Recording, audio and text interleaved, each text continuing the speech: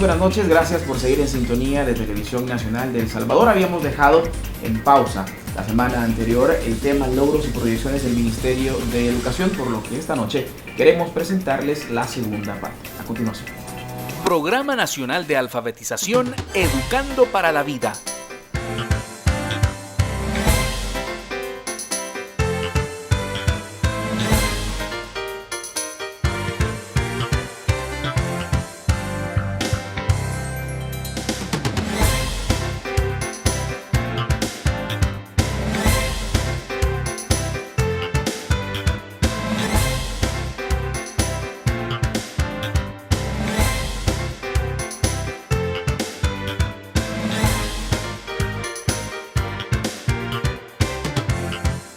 Hay un tema también muy importante que de hecho estuvimos tratándolo en un programa anterior en el 2012 y es el Programa Nacional de Alfabetización Educando para la Vida. Quiero decirle que conocimos historias interesantes de una tocaya que se llama Lindsay. Sí, ¿Te acuerdas de Lindsay? Tiene 9 años y la niña se ha convertido en líder en su comunidad y está alfabetizando a otras personas, incluso mayor que ella y habla impresionantemente bien. Conocimos a una persona de 80 años también que está cumpliendo su sueño de pues aprender a leer, a escribir e incluso su sueño también es llegar más adelante, ¿verdad? Más adelante, y su objetivo principal aprender a leer la Biblia, algo muy bonito que encierra este programa. ¿Qué nos puede comentar acerca de ello? Bueno, mire, uno cuando habla del analfabetismo, la primera pregunta que se hace, bueno, ¿y nosotros por qué tenemos analfabetismo? ¿Qué ha pasado en este país para que exista gente que no pueda leer ni escribir? Es decir, que ve un papel con letras y no sabe qué es. Entonces, ¿qué ha pasado en este país? ¿Cuál es el nivel de injusticia que hemos tenido para que esta situación se dé? Para un derecho. Claro, porque es un derecho fundamental que usted sepa. En un mundo globalizado. Claro. Otra cosa es cómo interpreto, ya ese es un proceso distinto. Claro. Ya los niveles que se necesitan en términos de interpretación del mundo. Pero lo primero es que usted sepa leer y escribir. Bueno, entonces, ¿qué ha pasado? ¿Qué ha pasado en este país? Entonces, desde ese punto de vista, esto debe de ser un planteamiento estratégico en el ámbito de un proceso educativo. Entonces, ¿qué hacemos nosotros? Si tuviésemos más recursos, hiciéramos más. Ahí se nos dice que gastan mucho. Vamos a seguir gastando porque estamos invirtiendo más de 800 millones en programas sociales. Esto es el tema dentro de la educación. Alfabetizar es uno de los aspectos centrales, porque si no, usted llevar a cabo programas educativos sin tener alfabetizado, y sobre todo a los jóvenes, es complicado. Entonces le doy datos. 141.000 alfabetizados desde 2009. El índice de analfabetismo ha bajado del 17.9 en el 2007 a 13.2, según los datos nuestros en el MINED. Tenemos, lo que ustedes decían, 12.457 voluntarias y voluntarios en 245 municipios. Ya liberamos de analfabetismo a 8 municipios. Y tenemos la proyección de liberar a 15 municipios. Eso supone 40.400 más personas que hay que alfabetizar en el 2013. Y yo estoy insistiendo que focalicemos sobre todo el programa orientado a alfabetizar mujeres. Lo comentaba con usted la vez pasada. Porque, por supuesto, porque el problema es que la marginación de la mujer también se expresa en el alfabetismo. En la zona nororiental hay lugares en donde del grueso de la población de determinado municipio, Lislique, por ejemplo, el porcentaje de mujeres analfabetas es muy alto, casi el 70-60%, eso no puede ser. Entonces, desde ese punto de vista, hay que trabajar fundamentalmente orientando el programa hacia eso. ¿A qué queremos llegar? Bueno, a tener una tasa de analfabetismo del 11.6 cuando terminemos el gobierno. Esa es nuestra meta. Eso depende de los recursos que tengamos, porque hay que acordarse que no tenemos muchos recursos. Claro. Y no solo porque sea un problema fiscal, sino porque en este país, como yo decía, la concentración del ingreso es pecaminosa. Es un pecado mortal, decía Ellacuría. Es una estructura pecaminosa, decía, la que hay con el tema de la concentración del ingreso y de la riqueza.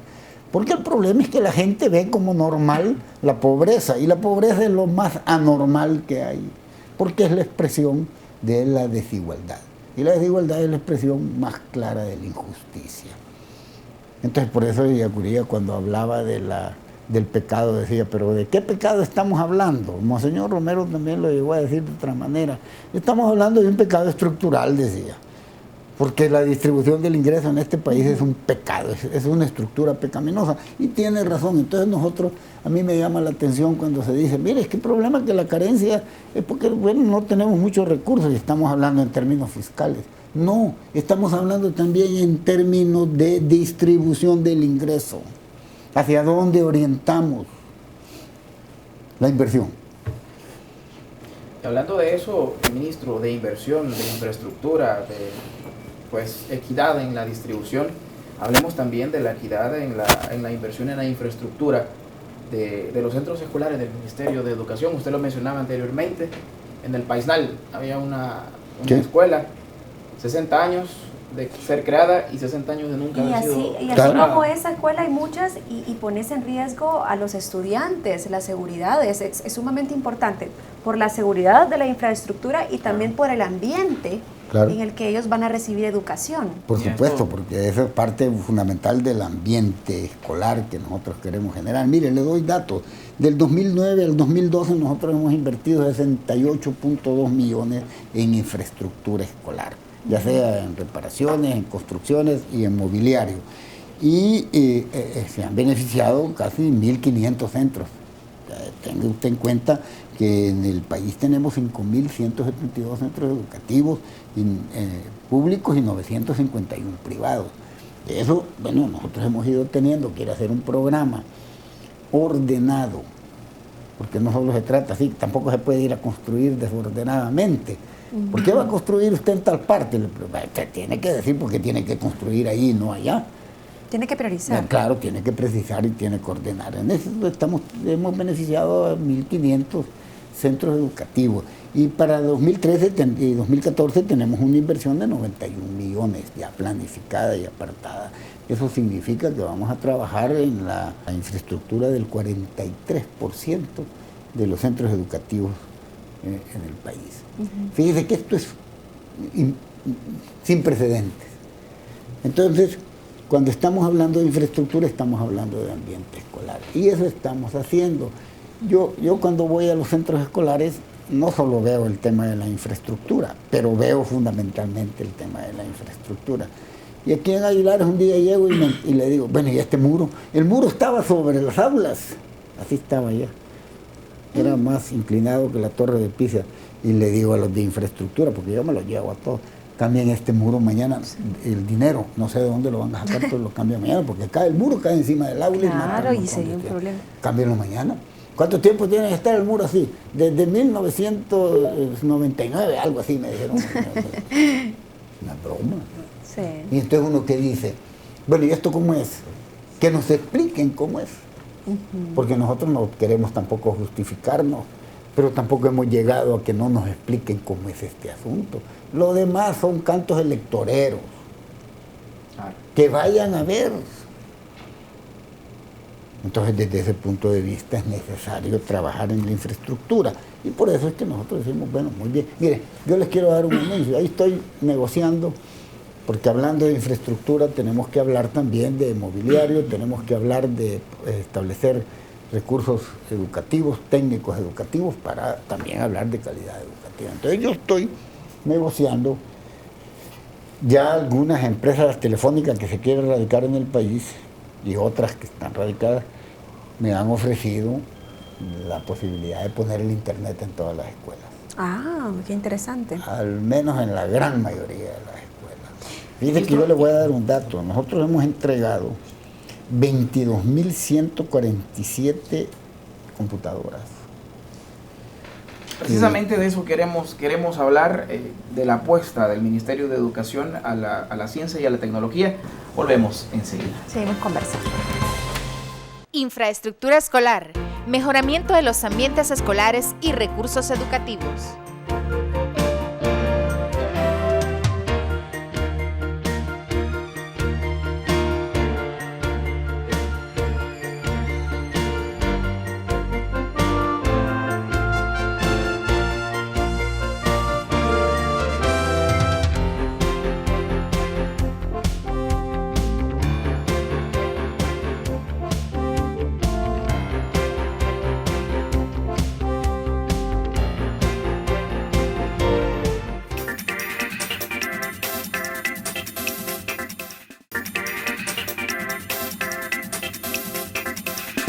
Cerrando la brecha del conocimiento.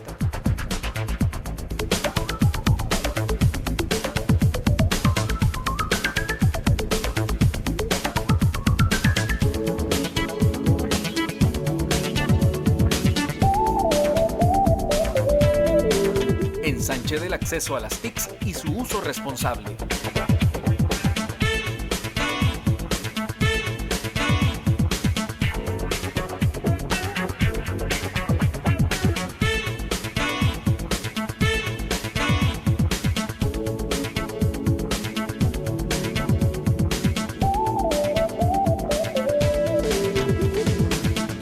Gracias por continuar con Modernización en Marcha. Hemos cambiado ahora de set, estamos desde Casa Presidencial tratando un tema sumamente importante, logros y proyecciones del Ministerio de Educación. Antes de irnos a la pausa, conversamos con nuestro invitado, el licenciado Azbún, acerca de la tecnología y de la ciencia también en los centros educativos. Un tema sumamente importante que no solamente debe estar presente en centros educativos cerca de la capital o en municipios o cabeceras departamentales, sino que incluso más allá de estos lugares, porque es importantísimo que la educación vaya a la par de la ciencia, de la tecnología y se vaya modernizando, licenciado Azbún. Sí. Bueno, mire, en el ministerio, en este gobierno se creó un viceministerio de ciencia y tecnología. Esa es la primera expresión fundamental de que nosotros, por supuesto, no vamos a creer en que se pueda construir un país sin una línea específica de un planteamiento científico-tecnológico para el país, para El Salvador. Porque ¿a qué tiene que responder, entre otros aspectos, la educación? Bueno, fundamentalmente tiene que responder al desarrollo. Y para nosotros desarrollo se llama superación de la desigualdad y de la pobreza, no se llama desarrollo para unos cuantos. Desde ese punto de vista, un planteamiento científico-tecnológico es clave. A mí me gusta mucho lo nuevo, la innovación, la creatividad basada en la realidad. Y segundo, es fundamental una propuesta de centros científicos-empresa, la vinculación centro científico-empresa. Entonces yo le he pedido al viceministerio, entre otras cosas, que nos proponga, y al Departamento de Educación Superior del Ministerio, esa relación vinculante de propuestas entre centros científicos, las universidades o empresa, para generar producto que permita ir proponiéndole a la población una vía real del desarrollo. Sí, qué interesante. En eso trabajamos, por supuesto, en todos los aspectos, muy cercanos ahora con el segundo compacto para Fomilenio, en el caso de la Secretaría Técnica, para ver incluso, bueno, cuál es aquello en términos de producción que se requiere para el desarrollo técnico-científico. Pero hay también instrumentos, por supuesto, que nos tienen que garantizar que esto sea posible. Yo por eso les decía, yo estoy tratando de que pongamos el internet en todas las escuelas. Eso es básico, con sus correspondientes hardware, pues la computadora. ¿Qué pasa con eso? Porque si no, el tema de la calidad educativa también se nos queda corto. El mundo está globalizado. Sí, claro. Bueno, entonces nuestros estudiantes tienen que tener una formación que les permita, en primer lugar, estar conectados. Precisamente nos mencionaba un dato antes de irnos a la pausa, y es una importante entrega sustancial de herramientas, de computadoras a los centros escolares. Quisiera que nos ahondara un poco acerca de eso. Sí, nosotros hemos entregado 22.147 computadoras. Y el 59% de nuestros estudiantes ahora tiene acceso a computadora, ¿ya? Y un 40% con acceso a Internet en el 2012. Esto yo lo quiero llevar a casi el 100%. Por eso estoy negociando el Internet gratis en todas las escuelas, en la mayor parte de las escuelas. Que nos pongan Internet. ¿De acuerdo? Y los centros interactivos. Mire, yo he reunido con el equipo de la viceministra Handal, bueno, también la innovación tiene que ver con la currícula. Entonces me planteaban la metodología de la enseñanza de las matemáticas, porque es uno de los problemas serios que hay que superar. Interesantísimo. Yo soy muy amigo, digo, de la innovación, sobre todo en los aspectos pedagógicos, y muy amigo del trabajo sobre la base de la lectura comprensiva. Que usted sepa lo que está leyendo. Y lo interprete. Pero no solo eso. Que me diga... ¿Qué entendió? Qué es lo que usted ha leído ahí. Y después que me diga qué piensa usted de lo que ha leído ahí. Y después que me diga qué piensa usted de la realidad a partir de lo que usted ha leído. ¿Cómo lo aplica? Ese es un método muy jesuítico que nos enseñaron a nosotros y sobre todo el padre Yacuría, que le decía a uno, oiga, ¿qué ha leído usted allí? Después me dice, bueno, ¿y usted qué piensa de lo que ha leído ahí? Y después me dice, ¿y usted a dónde vive? ¿En qué mundo? Aquí.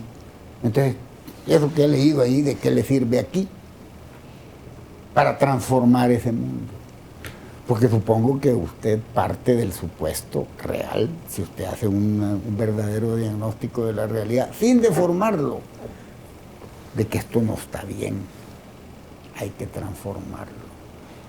Él nos decía, y es una característica que yo se la endoso al presidente, en su formación yo fui profesor del presidente Funes. Él en una ocasión dijo, Jato me alfabetizó, porque me enseñó a interpretar la realidad. Dijo en una ocasión, en un piropo inmerecido, pero ¿por qué? ¿Por qué? Porque es clave que uno se ubique. ¿Y cómo se tiene que ubicar usted en la realidad? En primer lugar, honestamente. Y a la par, científicamente. Claro. Para que usted haga una buena interpretación, pero no la deforme. Por eso tiene que ser honesto con la realidad. Desarrollo profesional docente, dignificación del magisterio.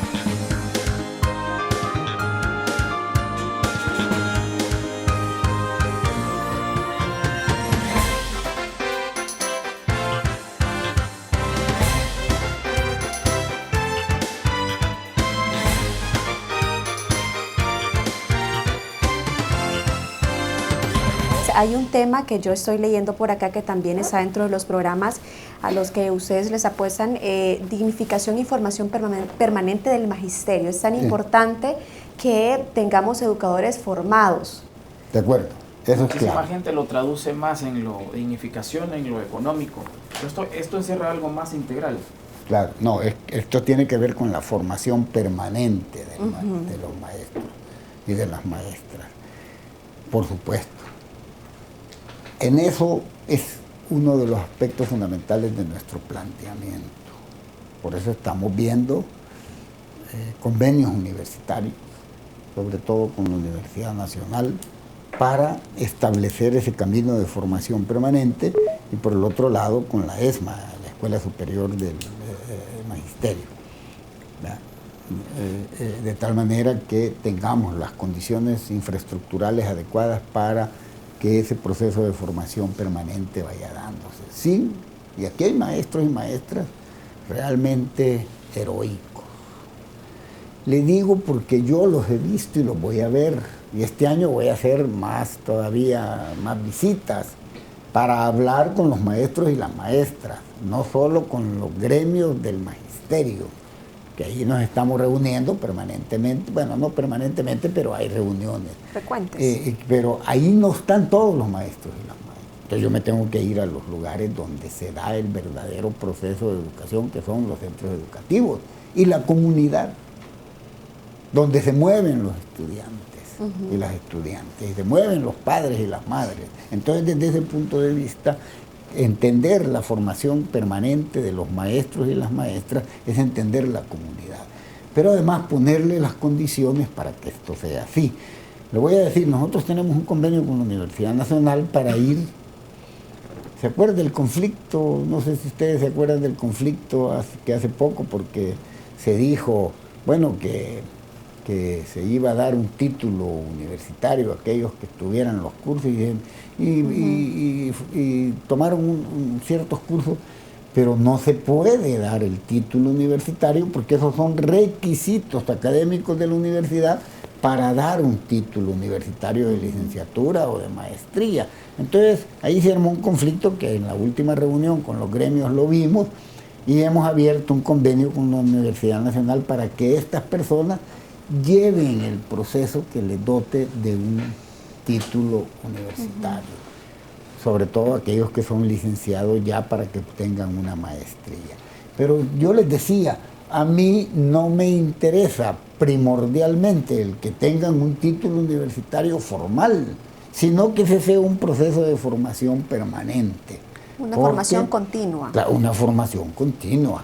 Pero la formación continua no solo se da en ese tipo de ámbito, se da también teniendo los recursos técnicos. Le voy a poner, claro, si usted tiene computadora conectada a internet, usted puede ir actualizándose en un proceso de actualización de sus programas, pero usted tiene que ser acucioso, por supuesto, buscar, y a la vez en un proceso sistemático, digamos, más académico. Esos dos ámbitos son los que yo quiero en realidad alcanzar. No se alcanzan en 2 años, ni en 3, ni en 5, desgraciadamente, pero hay que dejar puestas las condiciones para que la formación permanente del magisterio sea una realidad en el país.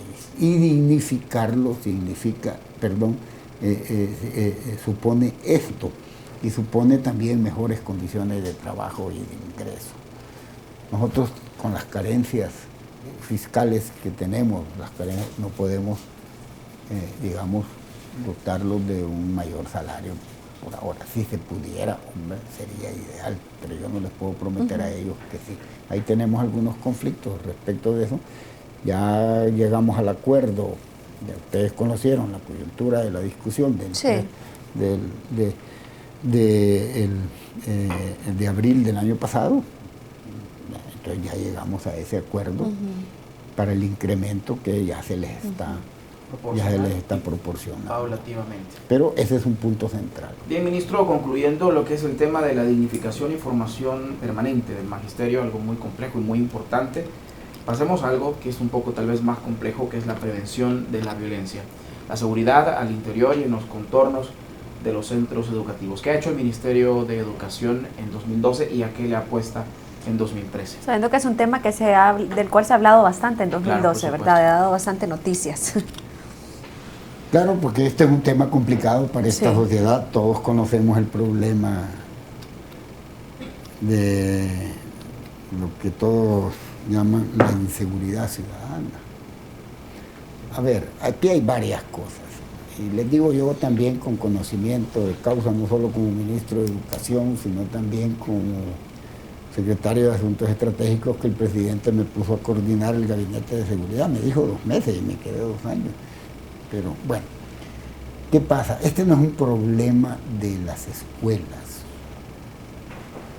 solamente.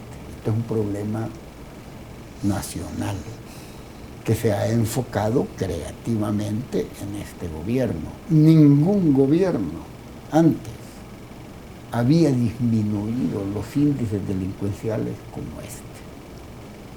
Se ha enfocado creativamente, con esfuerzos y mucha creatividad.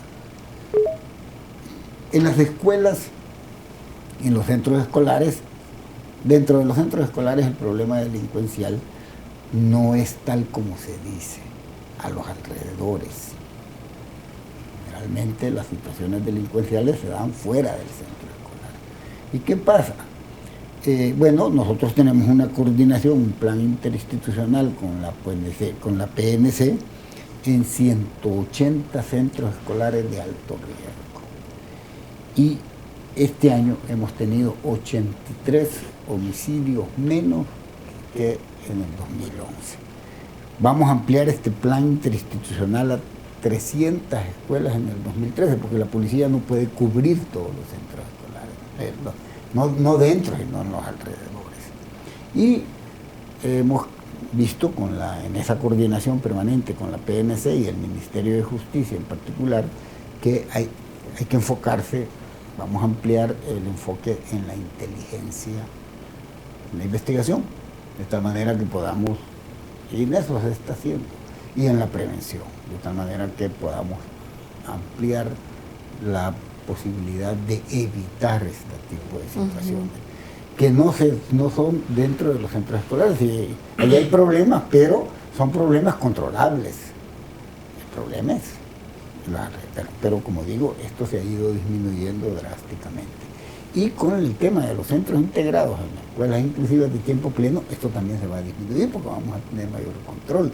Y si tenemos esas unidades, los autobuses, también disminuye drásticamente esa posibilidad. Sí.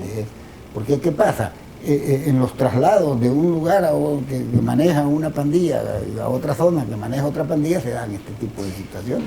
Y yo también creo que relacionaría directamente la escuela inclusiva de tiempo pleno, porque qué pasa con aquel estudiante que está involucrado en pandillas. Entonces, de esta forma pudiese integrarse a otras actividades, lo cual le ayudaría para poder... Claro, que este es un gran reto y no se puede lograr grandes resultados de la noche a la mañana. No es tan fácil, usted tiene razón. Todos estos son retos que requieren tiempo, y no solo tiempo cronológico. Por eso quizá hay que dejarlo amarrado, como bien lo decía al principio, sujeto a algo que no fuera o que no sea irreversible, algo que cuando llegue otro gobierno no lo vote, sino más bien le dé una continuidad. Esto hay que dejarlo amarrado. ¿Y quién es el único que lo puede amarrar? La población. Yo por eso integro, valga la redundancia, en las escuelas inclusivas de tiempo pleno, lo fundamental, aparte de los estudiantes y los profesores, son los padres y las madres que vayan defendiendo y que vayan asumiendo que esto hay que darle continuidad. Todos los programas de cambio de la población tienen que estar conscientes que hay que darles continuidad. Los que no quieran darles continuidad, bueno, el explico, porque el cambio debe de seguir y no se puede dejar esto al azar. Nosotros estamos haciendo las cosas con planificación previa y con la incorporación de la población a ese proceso. Agrego, esto de la inseguridad es un tema que para este ministerio, en lo que toca al ministerio como Ministerio de Educación, está coordinando permanentemente con las instituciones que tienen que ver directamente con la seguridad. Pero la participación de los padres de familia y de la comunidad es clave en este asunto. De lo contrario es muy complicado. De eso se trata. Nosotros estamos comprometidos que vamos a llevar adelante este proceso, tal como hemos venido haciéndolo hasta ahora, con todo el compromiso, en medio de una gran carencia de recursos en términos monetarios, pero con una gran riqueza de recursos en términos de voluntad, disposición, inteligencia, creatividad y sobre todo compromiso. El contexto también de una crisis internacional, no lo vamos a focalizar solo pues la falta de recursos en El Salvador, sino pues también es un contexto global. Claro, por supuesto, usted tiene razón, la crisis, claro, hay cosas que no dependen de nosotros solamente, pero con las cuales tenemos que bregar y enfrentarlas. Bueno, los precios de los combustibles, nosotros no somos un país que produce petróleo, pero tenemos que enfrentar esa situación con creatividad. Bien, licenciado, con esto pues finalizamos el programa de esta noche.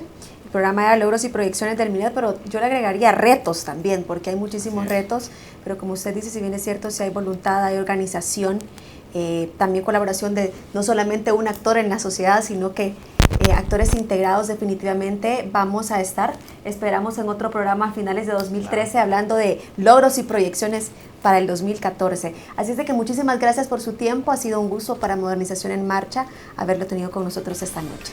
Muchas gracias a ustedes y nuevamente un saludo para la población salvadoreña. Magnífico. Y a usted, amigo televidente, lo invitamos a que nos sintonicen todos los martes a las 8:30 de la noche y los domingos en su retransmisión a las 8 de la noche. Recuerden, también estamos en redes sociales, nos puede buscar como Modernización en Marcha en Facebook y también en nuestro canal de YouTube. Soy Lizy La Reinada. Daniel Martínez, pasa una feliz noche. Bendiciones.